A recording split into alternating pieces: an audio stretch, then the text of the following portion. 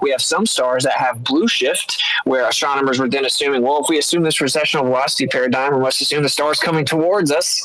And they came out a couple years ago, and you can look this up. You'll see pop articles about it even, corrected the record and said, oh, well, it turns out astronomers were tricked into thinking that the star was coming towards us because of its blue shift. It was actually just that it has a really strong magnetic field.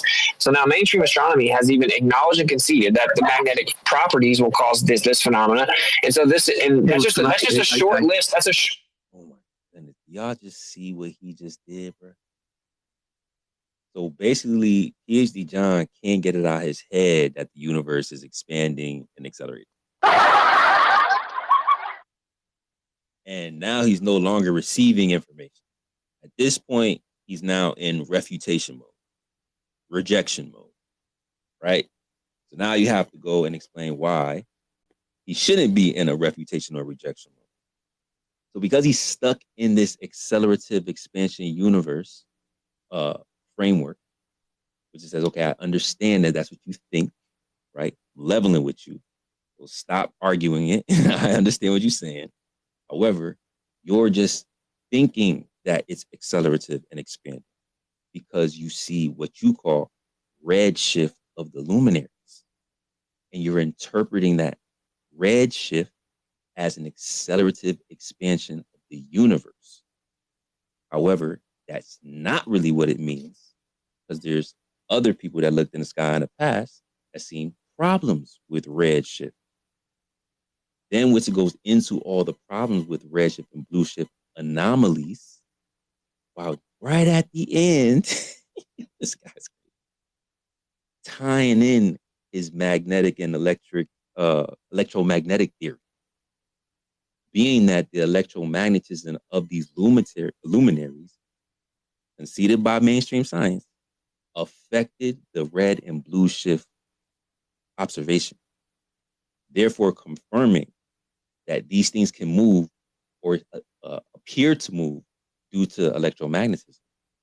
So I just refuted your position while acknowledging your bias, while incorporating what my theory is, that your mainstream science has confirmed to be true. Bro, you see why I want to censor you. Oh, well, it turns out astronomers were tricked into thinking that the star was coming towards us because of its blue shift. It was actually just that it has a really strong magnetic field. So now mainstream astronomy has even acknowledged and conceded that the magnetic properties will cause this phenomena. And so that's just a short list. That's a short list of.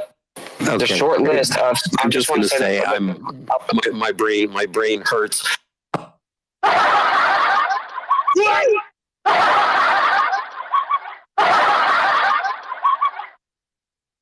I told y'all it was coming. Has even acknowledged and conceded that the magnetic properties will cause this phenomena. And so that's just a short list. That's a short list of. Okay. One more thing, and I keep hitting you. Just one more time. Just one more clip, please. I'm just Witsit. Short list of. I'm just going to say, my brain hurts.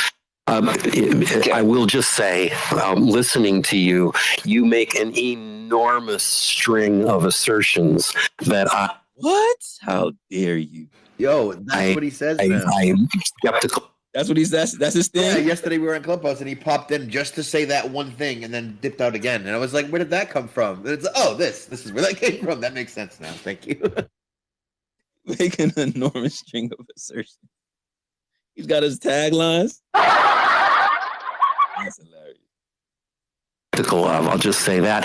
I know you say you can back them up, and maybe you can, but really in just that last thing, there was a string of probably half a dozen or 10 or more assertions.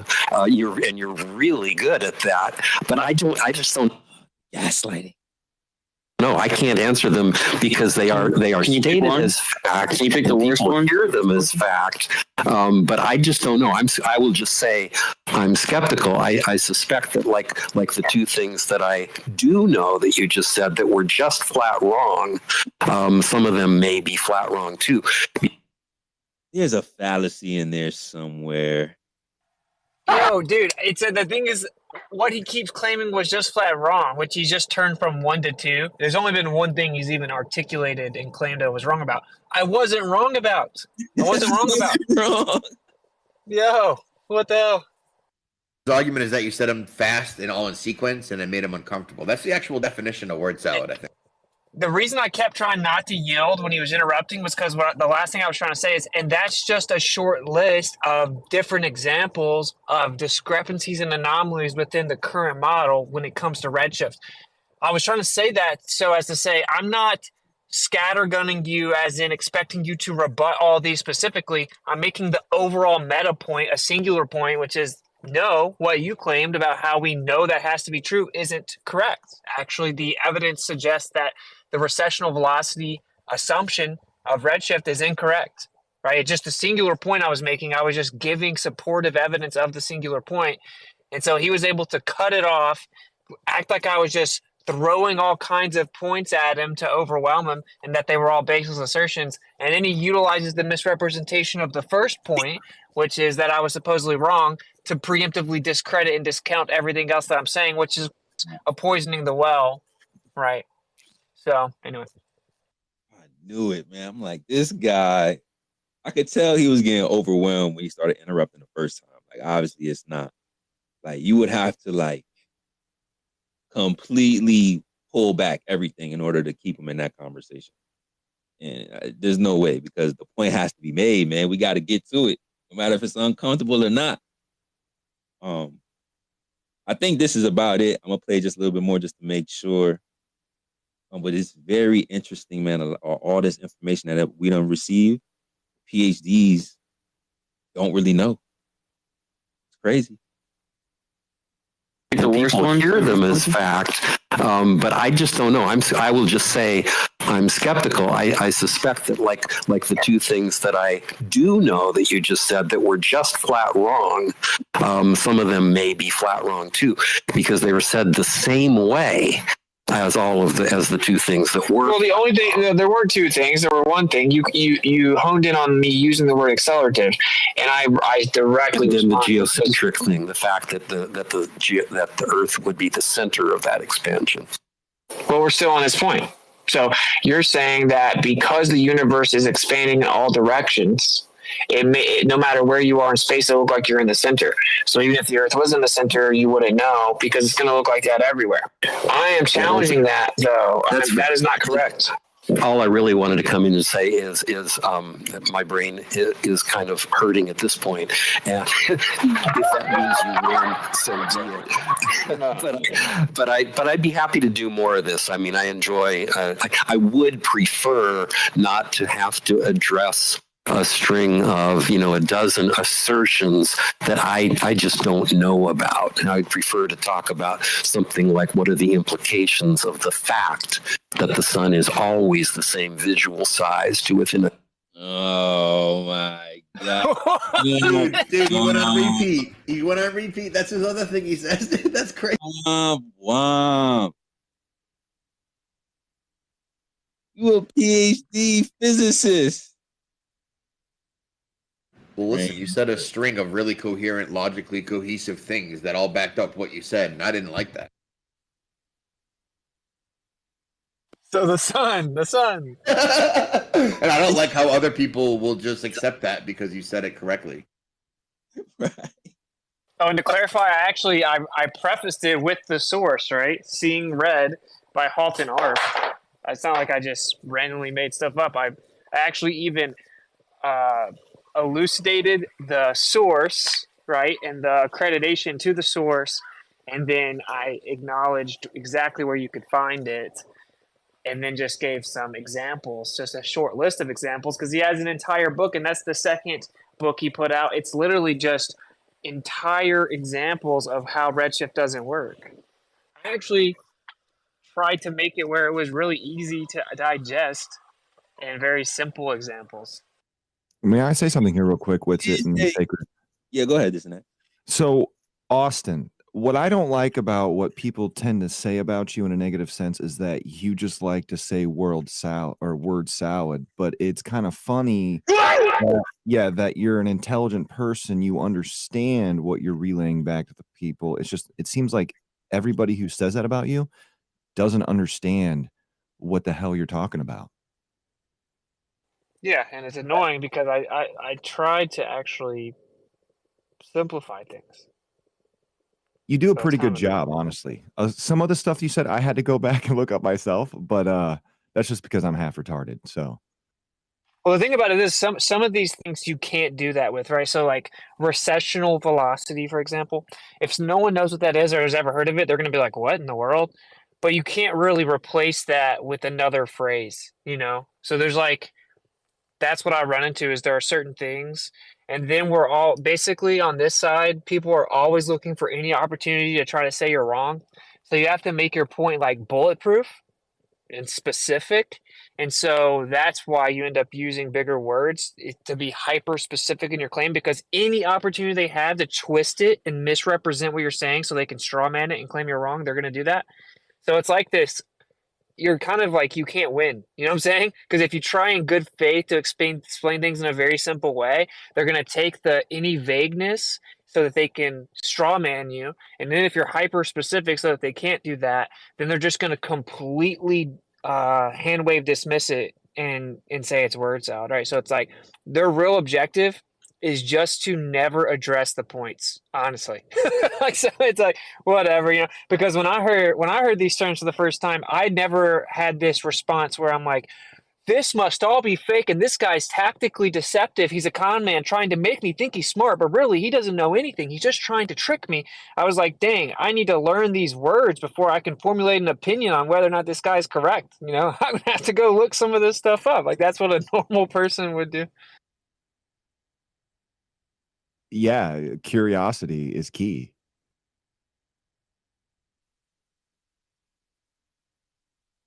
What's crazy too is, well, let me ask you, do you think that if he was talking to another PhD, he would say that, oh, you're making a string of accusations? Would he respond to them like that? No, of course not. No. See, that's my thing. It's almost like they come from a place where I'm a PhD, I know everything. So if I'm talking to someone who's not a PhD and they're giving me some information, I could just say, oh, it's a string of assertions. Now, I don't know if that's a conscious thing. A lot of No, these I don't different, think it is. I don't think it is. Right? So I think that he actually just believes and assumes that because of my lack of credentials, I must be overly confident but misinformed, right? Like I must be misunderstanding because I'm bringing up some higher level things. So there's no way that I actually know them, much less can catalog and repeat them at that rate. But I will say this too, and I mean, I'm just going to say it. My experience is that PhDs don't really mean anything. Like it means that they have some information or whatever. It doesn't mean you're smart. Like it 100% doesn't. And actually, my experience is that the vast majority of PhDs, when I hear them communicate with each other, or I just go in there kind of like reciprocating the energy, it's actually pretty low level. It's very slow and pretentious. It's like I'm just being like it's not the whole 3 letter guide, idea is not true, right? There isn't like an IQ or IQ requirement to get your PhD. And I'm not saying anything about this guy personally. I'm just saying that that's the case. People should go ahead and like re-examine how they view it, right? The fact you have a PhD doesn't mean anything I have an idea. other than they've studied it some. This is what you should do, Austin. You should change your name to Professor Witsit. Okay, just because Professor Dave did it and it works pretty good for him, I think you should do that. And there's your credentials. There's your credentials, man. Yeah, people get so mad. All of a sudden, people would be mad about it.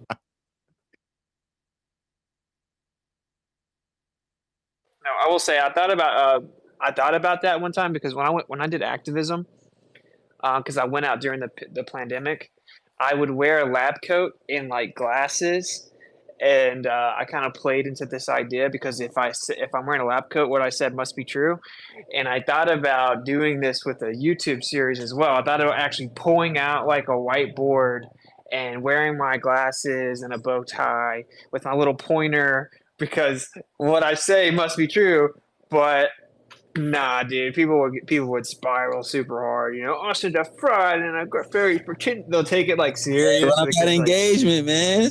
Hit the they algorithm. have they have no humor, man. like Man, you got their attention regardless. That was classic too. Y'all got to go check Witsit old stuff. Let me see. I think we got maybe 2 more minutes of him complaining about his head. Let me see. Is my brain is kind of hurting at this point, and if that means you won, so be it. but I'd be happy to do more of this. I mean, I enjoy. I would prefer not to have to address a string of a dozen assertions that I just don't know about. Let's go on the show, John. Prefer to talk about something like what are the implications of the fact that the sun is always the same visual size to within a instant regression, couple of percent. Things like that, some things that you can just sink your teeth into one thing and really come to some kind of a common agreement about. That's more my style. But this has been enjoyable, and I'm going to leave because I have to go pick my wife up at the train station. But I'll be back. Thanks, everybody. all right, man. Much love. Thanks for coming. Isn't that a problem? All right. So that was PhD John and Witsit Earth Awakenings a couple weeks ago. That was interesting. I definitely think that it was a lot of value that we were able to extract from specific points in that back and forth. So hopefully y'all enjoyed that. I know it was a little bit long. Hopefully you guys understand the point. And that's why, the space kind of titled Heliocentrics, because they really want you to believe that we're in motion around the sun. When you look at these details, get to the highest level of physics and science, not only does it work equally with the geocentric framework, but the geocentric framework is actually way more viable, bro. And you can kind of hear before, like, the guy got a little triggered. He was conceding to a lot of different points. Things that you will never see on the timeline, talking back and forth to an anti-flirt troll, just like the one that tried to cut in earlier in the recording. So be mindful of where you spend your energy. Y'all heard it here first. Link in bio for the replay. Stationary Saturdays, man, episode 118. Reactions? Well, for one, I need that clip of my brain hurts. I need that audio clip. Yeah, you guys did that really well. And he's like, I don't know if that means that you win. Yes, 100%. That's what it means. In case that was unclear for other people. Well, it definitely doesn't mean you win. Yeah, you've intellectually beaten me to the point where my brain is mush, and I don't want to think that makes you superior to me. But I quit and I tap out. Like, please stop choking me to death. I want to point out, though, it's not even about, so in reality, it's actually not even about intellectual superiority or whatever. It is just about indoctrination, So when your brain this is what's so funny about this whole thing, so ironic about this paradigm we live in, that just smothered by scientism. It's like the side that isn't religiously devout to consensus in scientism, they have such an advantage because they're able to freely process information. Their cognitive function is not limited, right? But when you have to interpret everything through predetermined frameworks, it actually is like a cognitive limitation, a governor, like you put on a vehicle.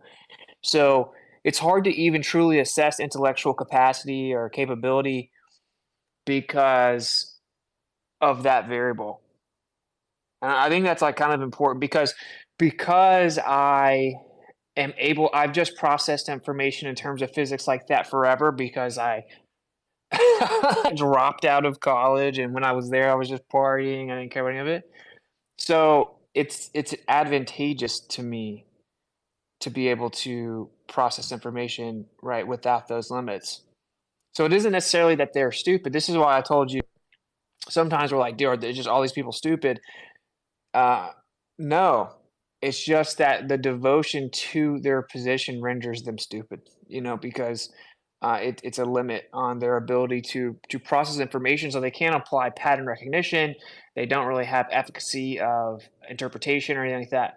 Processing speed is significantly limited because they have to run it through like 5 other steps of pre-approval before they can even begin to process it. Whereas we just immediately turn on the processor, right? And so the end product is a superior processing speed. Now, not to say it isn't probably oftentimes people on this side may just have superior processing speed and spatial reasoning and stuff like that, because that does appear to be the case oftentimes. But I think that's an important part, and I think we should extend that olive branch because it's true and it's less alienating, Yeah. So then the position becomes, even though my position rendered me stupid, it doesn't make me stupid, I guess.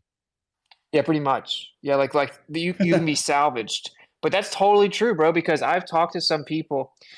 Like I say this a lot, and I don't say it as much as I used to because I know I'm not going to be able to prove it. But there are some people I know in private, right? PhDs I know in private, but they're still active and they have like certain professions where they can't, like public reputation is important, so they can never. Our conversations can never be anything other than private, But over the course of the years, they're like different people. So when we talk about things now, I'm like, oh, wow, you're actually very smart. Where initially I'm like, you're just kind of smart. But no, it's because they were so trained and basically they had the intellect beaten out of them, right? And they run every piece of information through like 10 steps of what they're allowed to think before they can even start processing, before they even turn the computer on. And now that we've known each other for so long and he's really opened up and he's seen like, oh, well, how come what Witsit told me 3 years ago is now being talked about in my circles, right? And so he's kind of stepped back and realized like, oh, the mainstream academic circles are actually just behind. Now he's like super, super fast processing and innovative and stuff like that. So it's like, it's really sad. They do this to children too. I'll say this one more thing. There's a strong argument that a good test for IQ, because IQ is a whole thing. It's like different aspects, different ways to determine what IQ is and to measure it, blah, blah, blah. Right? If you've ever looked into that, it's a whole thing. But there was this study done where they associated innovative creativity with IQ, and that is actually a good marker. And for example, higher IQ people are typically good at music and stuff like that. Are good people that are good at music are typically higher IQ. Creativity is a big portion of IQ, actually. Strong argument for that. So they started looking at all these children at a really young age, like 5, and they all scored off the charts. So it was like 98% of them were in a very high percentile of IQ distribution. And there was an inversely proportionate relationship between amount of years they went through school and that IQ. So basically what the study proved, and they just stopped doing it after like 9th grade, because at that point it had basically all been beaten out of all the children. It went from like 98% higher IQ to like 5%, because Dude, it was just that the creativity was beaten out of them. Yeah. That makes total sense. They kill like the attention. They put you in prison. They make you sit down and just don't ask questions. Follow the bell. Sit down. You don't know. That makes total sense because the kids in like the preschool are super curious and bright and have like lights in their eyes and are looking around and ask each other questions, learn from each other, like mimic each other, just do stuff. And then they get to high school and everyone's looking at their phone and no one gives a shit. Nobody cares. Apathy out the world. Like it's almost like the school's intent and design and structure was to get that exact outcome, to socially engineer the creativity / IQ right out of your kids. Oh man. Yeah, because my daughter's 2, and right now she naturally just wants to ask why and figure out what's going on and think for herself and put stuff together. She's only 2, right? And so when you're able to do like that, then your processing speed's much higher because you're reacting live, right? But when you put all these like governors on your brain where you're only allowed to interpret information once you're given permission, and you have to fit it within a certain parameters. By the time you get to where you get to actually think freely, your soul is gone, basically. You know what I'm saying? So it just like it directly limits processing speed. It's very interesting. And that sounds like the real psyop. Dude, I think curiosity is probably directly. Now that I'm thinking about it, I've always been curious, right? Even though I recognized they were trying to stamp it out of me, I pretty much gave it the finger. I was like, no, I don't care. I'm going to learn anyway.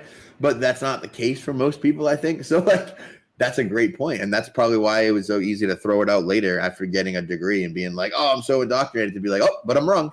Oh, definitely wrong. Okay, good. Got to rethink. Like, it was immediately and easy, and it's definitely not that way for most people, right?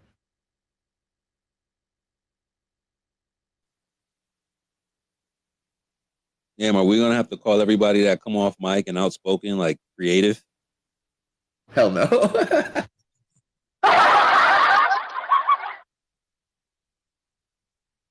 Still parameters over here, gang. Yeah, but that's crazy. We always talk about indoctrination. This is a prime example, even at the highest level. But I think what's most interesting is, I've talked about Hall and Art a few times on and off platform, and every time I bring it up, now one person says, "Oh yeah, I heard about that. I heard about him, or I know about that," whether they had a credential or not. I think that's part of the indoctrination, not giving all the information, right?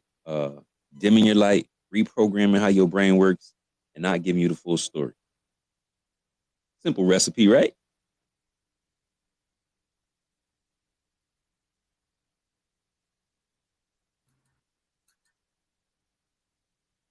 Let me check them out. My co-host, Proud, you there?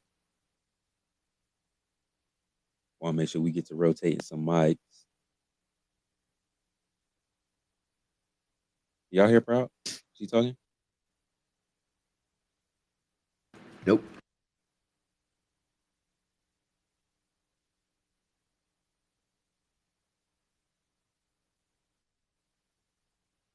You can have my mic if you need it.